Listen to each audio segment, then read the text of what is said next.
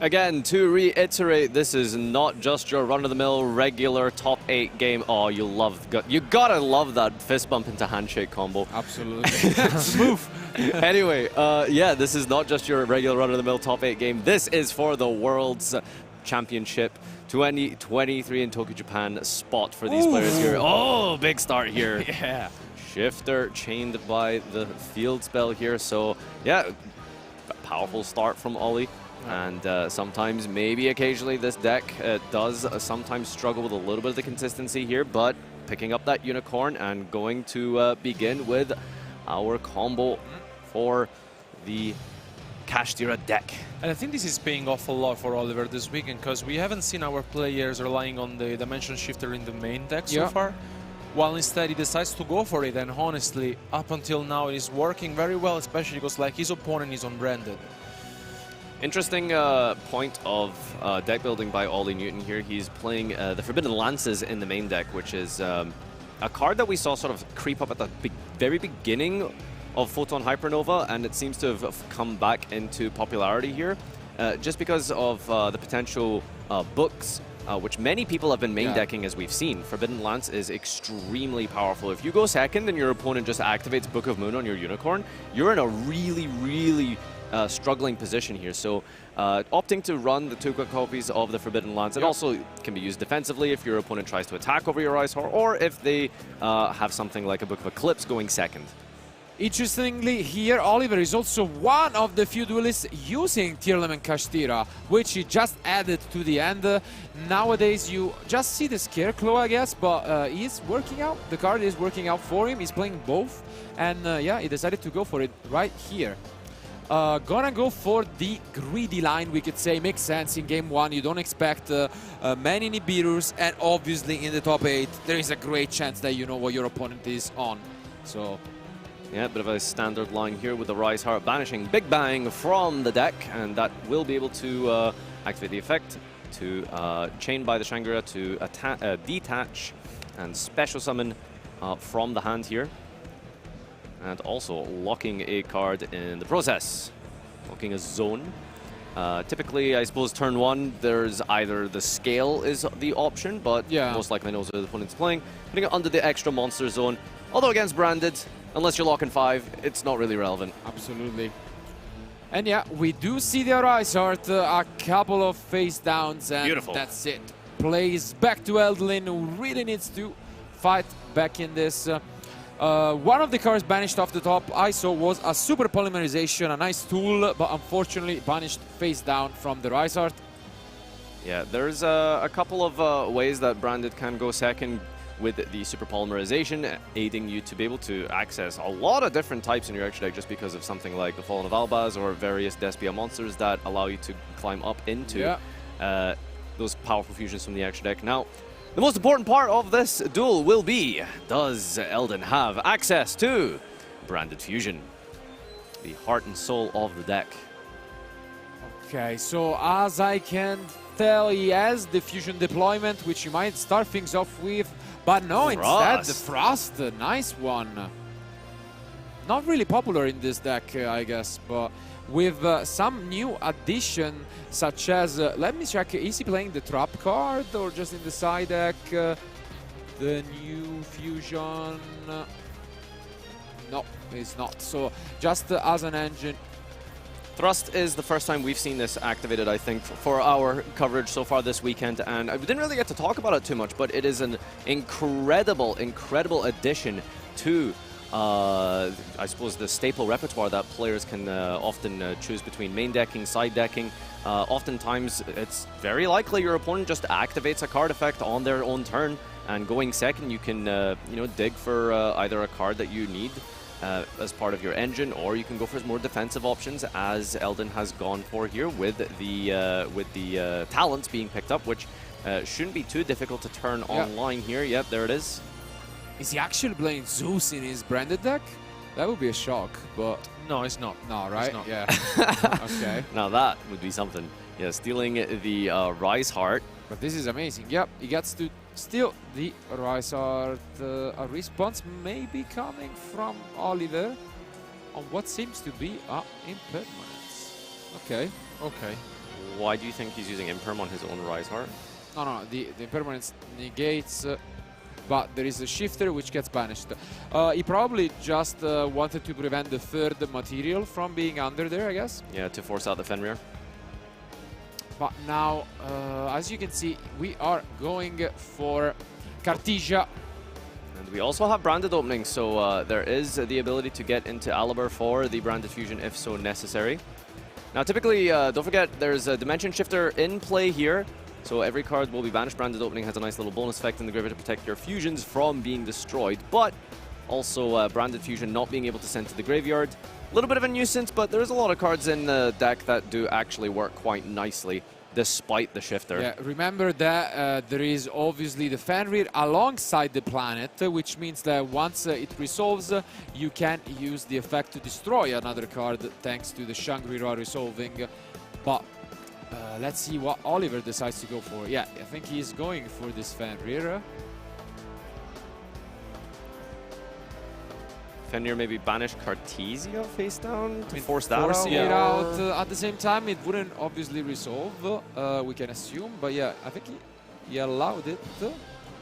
You allowed it, right? Yeah, okay. So now we see Branded Fusion, luckily not in the permanence column, and we are going to resolve that. Yeah, that'll be a bit of an incident. Players have gotten very accustomed to not activating cards in the same columns as cards their opponent has set. Seen that happen a few times at the highest level at the YCS.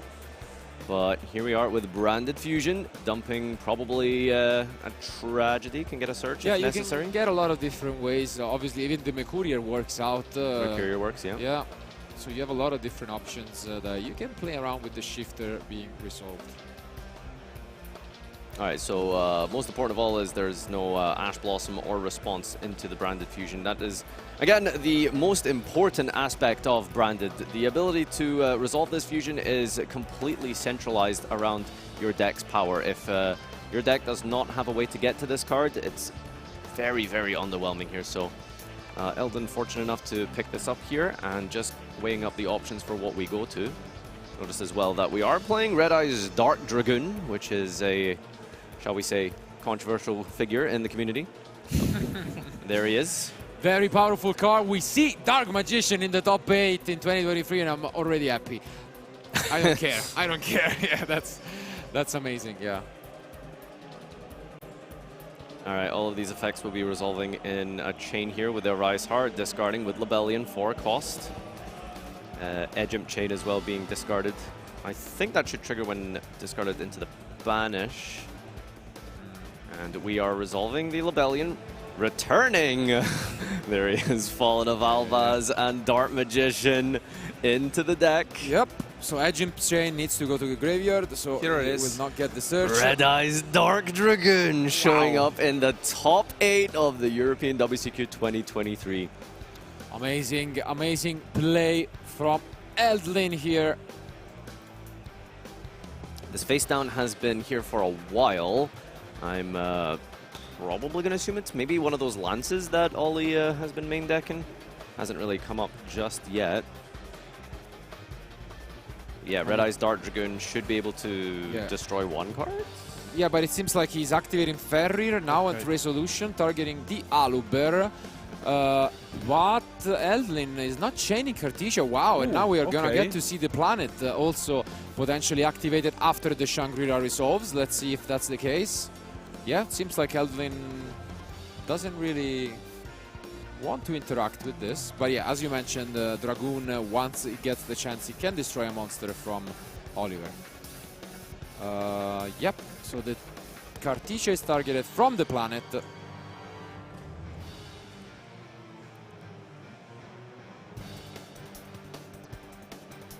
Yeah, I think he activated the Lebellion, right? I changed the, to just go for a fusion summon the Cartesia. Let's see. Yeah, okay, that's what it. Yeah, so putting back the, or rather resolving the fusion with the Rise Heart, bringing out the Drake's Depilia to be able to negate a face-up monster, placing a Predator counter as well, reducing the level as well, which is extremely important. Very powerful tool in the Branded deck here to remove those rank 7 access for the deck as well. Dragoon is still online, and there it is. Destroys and banishing the Fenrir, dealing a significant amount of burn damage in the process as well, by the way. Don't forget, he does indeed remove the life points. And also, we have mentioned this before, with the Red Death Dragoon on the line, I think it's very difficult to deal with that, especially because, I mean, now here I think that Eldin navigated this very well, being under shifter. And yeah, I mean, now here, yeah, I think it's, okay, Defender gets, but maybe Cartesia gets destroyed. Yeah, we're just clarifying how that chain resolved here, because we did use the pressure planet. Depends on what the planet targeted, but yeah, it seems as if yeah, it targeted the Cartesia to me, which would lead to it being gone. But I mean, I'm sure they will clarify it if that was the target indeed, or if it was a different one. But regardless, as you can see here, play seems to be back to Oliver. Yeah, I think they're just going through what was the target for Planet, which to me seemed like that, but maybe it was a different one and it just changed it to fusion someone with it. They're just trying to go through what happened there, absolutely. Okay, so Ollie's playing out here on the turn 3, and you can see that he's picked up an Ash Blossom from his hand, which, you know, even drawing into Ash Blossom and not opening against Branded can be pretty devastating, especially since you do want to be resolving a Branded fusion turn after turn. Okay, so I think the pressure planet must have resolved by the time that the Cartesia resolved. It brings out Drixtopelia and then the pressure planet target. I'm not sure if that's... Okay, yeah, it will be figured out now by our judges, but still here now it's back to Oliver, who is just considering whether to... Okay, yeah, I can see that they've managed to catch this here. Yeah, now they are just gonna go back to us while they fix the game state real quick, I guess. Obviously, what was down was that once the Fenrir resolved, banishing the Aluber face down, the Shangri-La was activated to lock another zone, and then when that resolved, the pressure planet activated, targeting a card from the side of his opponent, Eldin, which from my memory, should have been the Cartesia, and now they has been fixed, so Cartesia was supposed to be destroyed, which they briefly missed out on. But yeah, once Cartesia is destroyed, I guess we can resume to what was the previous game state with both the Dragoon and the Stapelia on the field. Just while our judges clarify and fix the game state here, we can just jump on over after this has been clarified, and it looks like it. We've resumed play. Yeah, it does look like we're back in this now. Okay, yeah, Ollie's turn 3 here is underway now, and we're checking our banished zone for our resources, looking at our extra deck for any potential different abilities, different monsters that we can go into to clear up this Dragoon. It's quite a difficult monster to out, and we are trying to... oh, that's the negate of Dragoon. Yeah, all right. Yeah, so discarding a card to negate and destroy, also gaining attack points in the process now. So this is now untargetable and indestructible with 4,000 attack points. Shifter's also had its effect wear off at this point still, so that won't be a concern for Eldin. And he passed, right? Did he just I think pass? Oliver passed. Yeah, unfortunately, he passed back to his opponent. And in the standby phase, he will activate the Shangri-La to special summon from deck, which allows him to potentially use his planet again. Obviously not that great of a decision at the moment. And the Dragoon is there, bossing around this Kashtira deck, it seems. Yeah, there's a really... it's very hard to out Dragoon for Kashtira. So Scareclaw, as you can see here, is one of the few ways to be able to out this. It actually has a pretty unique effect because it allows you to negate the effect of the monster while it battles continuously. It's not activated. Interestingly enough, it's one of the ways that you out the Pearly Noir because it is unaffected by activated effects, whereas Scareclaw is continuous. And so that's one of the ways in which Kashtira can deal with that. There's that Ash Blossom coming down on Patchwork. Last card in hand, which makes sense. We don't need to hold for anything here. And the graveyard's empty. We can't retrieve the Branded Fusion. We can't add back the card from our graveyard. So, yeah, there's not many options available to Eldin here. Just burn and destroy the Scareclaw, which thankfully has 0 attack points. So Oliver won't be taking any sustained damage here. But we will be attacking into the Shangri-La, protecting with its ability to detach. Are you surprised at all that he decided to then? I was going to suggest, yeah, because Scareclaw. now he can't use any of his... Yeah. No, what I mean is you can just get rid of the Shangri-La instead of the Scareclaw, right? Because the Shangri-La now summons from deck. Like, instead, what I would have done was probably leaving the Scareclaw instead, right? Which is more of a negative thing. Now you instead get to search your deck for whatever. It could be a Unicorn, it could be a Fenrir. So I think I would have attacked over the Shangri-La and then destroyed it with the Dragoon, maybe. But yeah, I think Eldin maybe a bit of a misstep there. Leaving your opponent up with a free special summon out of the deck is not ideal here, especially standby phase, searching out Rise Heart with the Fenrir. And now it's Dragoon against the Ward with pretty much 4 cards in hand, and only Dragoon with no cards in hand anymore for Eldin. But I mean, yeah. We're going to try find that out here, and there is a Rise Heart in the hand that we just searched out. Special summon, go for some rank 7 plays. Let's check out the extra deck. Let's see what we have as options here. Do we have any non-targeting abilities to get through this? Seems as if it's going to be looking pretty slim. Yeah. Yeah, I mean, the best way to do it could also be, thanks to the Pressure Planet, you know, boosting the attack of all your monsters. Maybe you can find a way to attack over it by just destroying it by battle. Potentially, but remember, Dragoon has also gained attack points from the negate. Yeah, I think only 1, right? Yeah. 4,000, yep. So 500, I guess. That's 1,000, isn't it? 1,000, yeah. So it's 4,000 at the moment. Yeah, this is definitely not an easy task, but there are some ways that you can go for this. One of them, at the very worst case, could be the Zeus. Here's Rise Heart being recycled here, and remember, limited to 1. It's really hard to you know, maintain that Rise Heart, especially if it gets outed initially. So you have to do your best to recycle it as best as you can with the Theosis, I think that was. So putting that back into the deck here, and Shangri-La has been activated this turn, so we can actually rank up into it if we need to at some point. Okay. Yeah, I think the Zeus is the way you clear this, it seems, for Oliver, but at a very high cost. Yeah, we do get to out Dragoon this turn, but at what cost? It will be a Shangri-La Crash. It seems so. And protection with 0 attack points. It's gonna drag Ollie down to 1,600. Yeah, I guess they get 200 boost from the fuse spell, at least. Sure, at least. Something. It's something. Yeah. 3,800 damage, but yeah. A top deck Branded Fusion would be absolutely really devastating here, though. So it goes down to 1,800, I believe.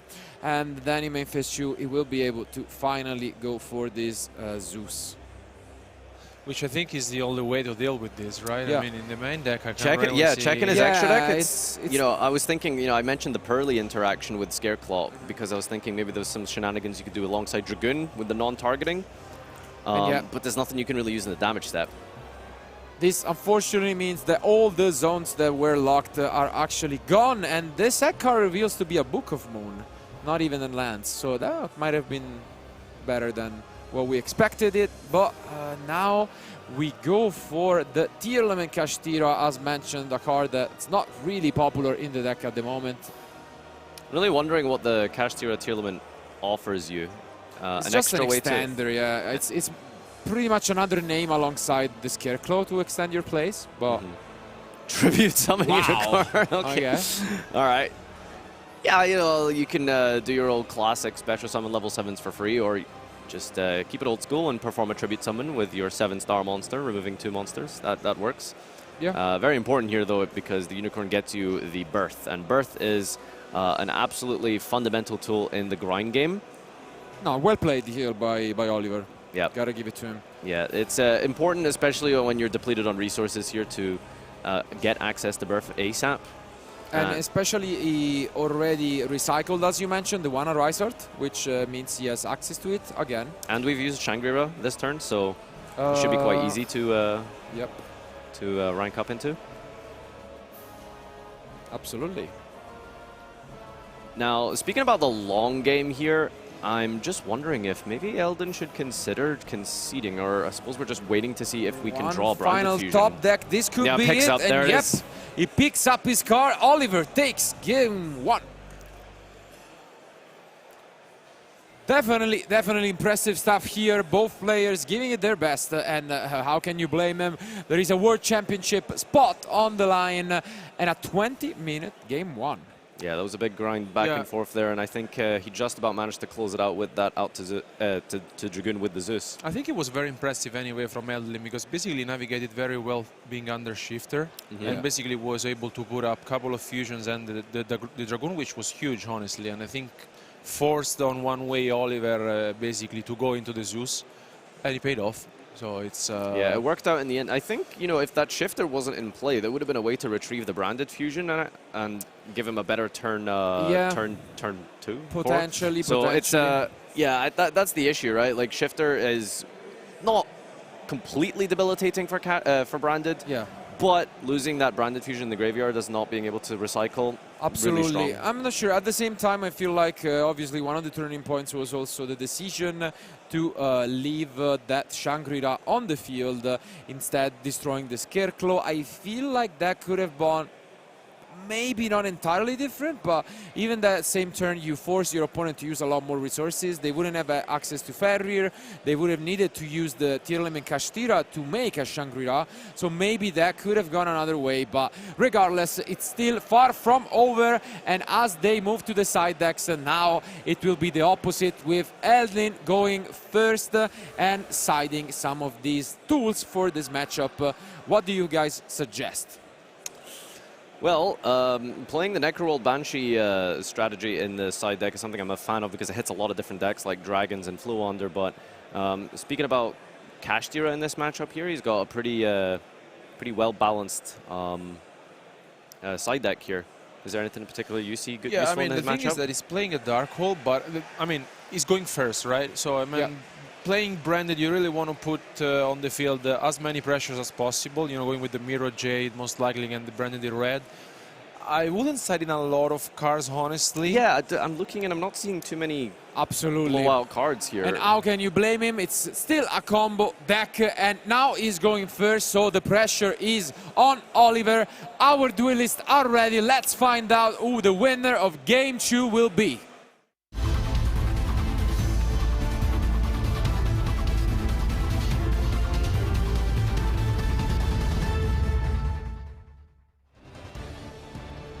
All right, this is Ollie's chance to capitalize on that Game 1 win here. One game away for him to get to that World Championship. Eldin gonna have to perform a bit of a reverse sweep here, as we're gonna line up and go first. Does Ollie draw Dimension Shifter? That's the question. Oh, why does? Wow. He's Shifter Bell? Shifter Bell in permanence and prosperity. And I think also Fenrir. Okay, all right. No, I can't tell. Okay. Well, it ain't over till it's over. Eldin. Average and. Yeah. Like, weakest Kashtira hand. Okay. Are we not using it now, though?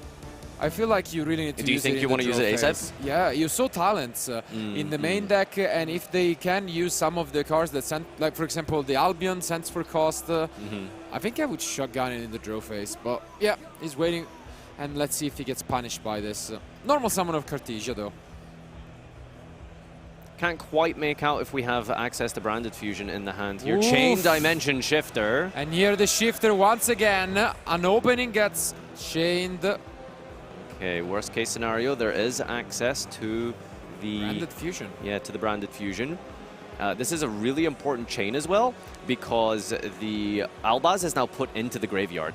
No, but the opening is the opening should be banished. Yep. But so most important of all, Albaz is in the graveyard here because it was chained, which is really important because I think he's got a Branded in red in the hand. But conversely, Oliver has drawn Bell. Yeah, it's gonna be a tough one, and now he gets to resolve the Cartesia. Luckily for him, banishing instead of sending to the graveyard what is obviously his card, the Tri-Brigade, which will allow him to search his deck. The Courier, would you say? That was not an illegal fusion summon there.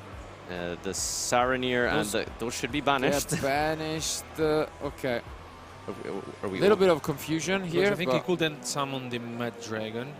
Yeah. No, you can't. And also, those should have been in the grid. I guess Eldin's just figuring out the materials here. Maybe he's overlaying. Now he's obviously going to get a warning, and hopefully it wasn't.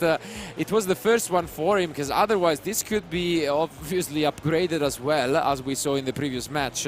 But it should be the first that he has received for this tournament, for what I'm aware of.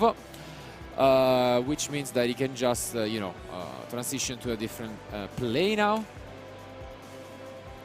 Okay, so the summon of the Mud Dragon was illegal, but do we? Yeah, we can just go back to us in the meantime while they check with our judges, of course.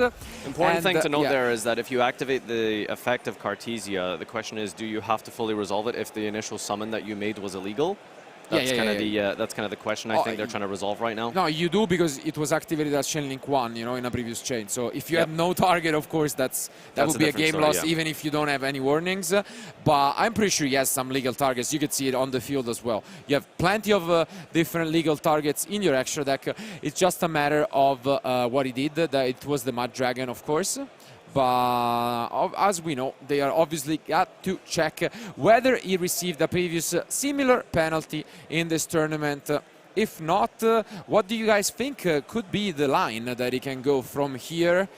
Obviously not knowing that your opponent also has Ballad Impermanence, because that's crazy. Yeah, I mean, the dimension shifter here is massive. The branded fusion, I'm not sure what you really do when your opponent has you locked under shifter and potentially negates. So regardless of what you do, I'm not sure how really relevant it would be. I mean, Dragoon is a very powerful card in this matchup, right? If you can get Dragoon online early, that's pretty strong. That's probably the goal, especially because, I think that holding the Saronir and the Mercurial doesn't really help you out a lot in this situation, with also being on the shifter. So it's not gonna be easy, honestly. Let's see here now what will happen. Likely. Yeah, basically for anyone who missed it out, so once you activated Cartesia allows you to fusion summon, but only level 8 or higher fusion monsters. So you cannot use it to make a Mud Dragon. But at the same time, he has different targets, as mentioned, with a hand composed of a lot of different tools. He could use the Bestial Saronir he has in his hand, as well as just the Aluber field, which at the same time would be unfortunate, because if you use the Aluber as he was summoned in a previous chain, you miss out on the effect. You don't get to use the effect on a new chain, which... that's the important thing here, because like we saw, Branded Fusion, so important to get to. So if that doesn't resolve, then that's going to be an issue. So you can see our judge team here is just clarifying the situation to fix the game state and figure out just exactly what's happening here. Do we have any legal targets for Cartesia plus Saronir? Potentially. I guess we can take a look at this extra deck. But I think that's really important, because you need this Aluber to resolve. That's the most important fundamental thing here. The thing is, you have so many. Even just the Grand Guignol you can always summon, right? Yeah, with any light or dark. So you can go for the Grand Guignol at any time. Worst case scenario, he should be able to access Branded Fusion. That's the most important thing. How do you think about this matchup in general? Do you believe it's sort of balanced? Do you think any deck has one sort of favored outcome? I think that in general Oliver was advantage in this kind of matchup because he was main decking the shifter, which of course is a 3-off. But in general, if you draw it in game 1, is of course super impactful. Having both Kashtira and Bradin on the line, I think it's of course kind of tough for the branded deck. But in general, I think he can play it out very well. We have seen Eldin this week, and I've seen also him playing at our matches. It's very good player. The thing is, based on engine, maybe that could be the case, but unfortunately for you guys, I bring bad news for fans of the branded deck. Unfortunately, Eldin was upgraded as per previous penalties to a game loss, which makes it so that the end of the top 8, and the winner is Oliver Newton with a 2-0 victory. He is the one who most likely now qualified for the World Championship later on this summer in Tokyo.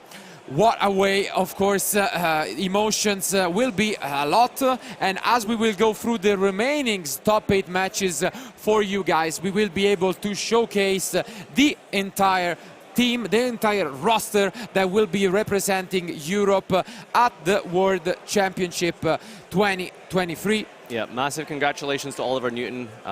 You know, like we said, a very accomplished player, two-time national champion. Maybe he gets to add world champion to his repertoire. That would be an amazing accolade to take away from this. Especially, but before he does that, obviously there are 2 more matches remaining for the day, because surely it's an amazing accomplishment to qualify for the World Championship, but don't lose your focus. You can still become European champion, and that is a huge accomplishment to do, especially with a field and a top 8 that is so stacked as the one that we have today.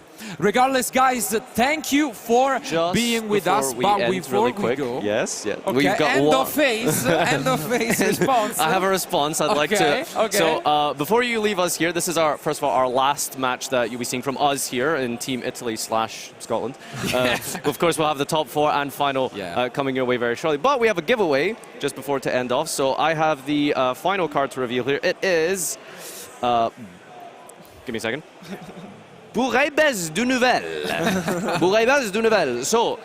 Check the social media links in the comments, or in the chat, sorry, in YouTube or on Twitch, wherever it is you may be watching. Fill out the Google form with all 10 cards that you've seen this weekend, and you can join that giveaway.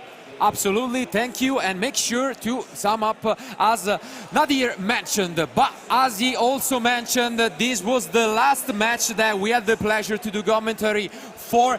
Thank you a lot for watching us and for the feedbacks, but we'll leave you in amazing hands as Leo, Seb and Tom will do the commentary for the semi-final and the final match crowning the 2023 European champion. We will see you though later on, obviously, on the prize ceremony, and when we will find out the 7 players representing Europe.